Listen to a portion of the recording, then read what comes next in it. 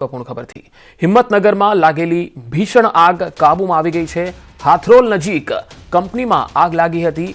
ભીષણ આગ અને આ આગના દ્રશ્યો તમે જોઈ શકો છો। સીટ કવર અને કાપડ બનાવતી આ કંપની હતી જેમાં ભીષણ આગ લાગી હતી। આગ લાગવાના કારણે મેજર કોલ પણ જાહેર કરાયો હતો। ભારે જહેમત બાદ આગ પર કાબૂ મેળવી લેવાયો છે। ભીષણ આગની ઘટનામાં કોઈ જાનહાનિના સમાચાર નથી। ભીષણ આગમાં લાખો રૂપિયાનું નુકસાન થયો હોવાની આશંકા છે।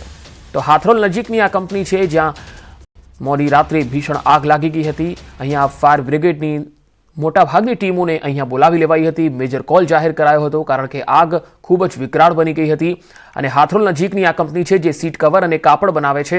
અહીંયા ભીષણ આગ લાગવાથી મોટી સંખ્યામાં અહીંયા ફાયર વિભાગનો કાફલો આવી પહોંચ્યો હતો। જાનહાનિનો હજી સુધી કોઈ અહેવાલ સામે આવ્યો નથી, પણ આજે બીએમડી જે ટેક્સટાઇલ કંપની કરીને છે એમાં અમને મેસેજ મળેલા કે એક ભયંકર આગ લાગેલી છે। તો પહેલી ટીમ અમે રવાના કરેલી। ત્યારબાદ આગની જે તીવ્રતા જોતા અમે બ્રિગેડ કોલ જાહેર કરેલો અને આજુબાજુના તાલુકાની સંપૂર્ણપણે જે પણ ફાયરના વ્હીકલ હતા એ દરેક વ્હીકલ અમે અહીંયા બોલાયેલા છે। વધુ માહિતી મેળવીએ સાબરકાંઠાથી સંવાદદાતા ઈશાન પરમાર જોડાયા છે।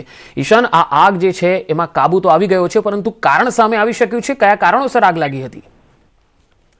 પંકજ, ચોક્કસ છે ગઈકાલે 6 વાગ્યાની આસપાસ જે ભીષણ આગ લાગી હતી જેમાં હાલ પૂરતું કોઈ કારણ સામે આવ્યું નથી, પરંતુ નોંધનીય છે કે જે આગ લાગી હતી તેના કારણે સંપૂર્ણ જે માલ સામાન છે ત્યાં બળીને ખાખ થઈ ગયો હતો।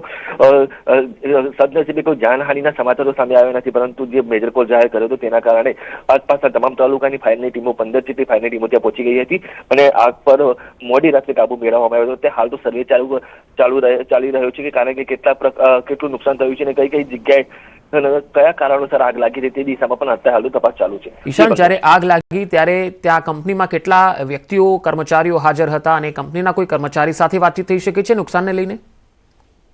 જે પંકજ, ચોક્કસ કે કંપનીના માલિક સાથે પણ વાતચીત થઈ હતી કે અંદર કોઈ પણ વ્યક્તિ ન હતું। જે વખતે આગ લાગી તે વખતે તમામ લોકો બહાર નીકળી ગયા હતા અને જે માલ સામાન જે બચાવવાનો હતો એટલો માલ સામાન બહાર કાઢી રહ્યા હતા, એટલે કે કોઈ અંદર ફસાયેલું હાલ પૂરતું તો કોઈ જાણવા મળ્યું નથી।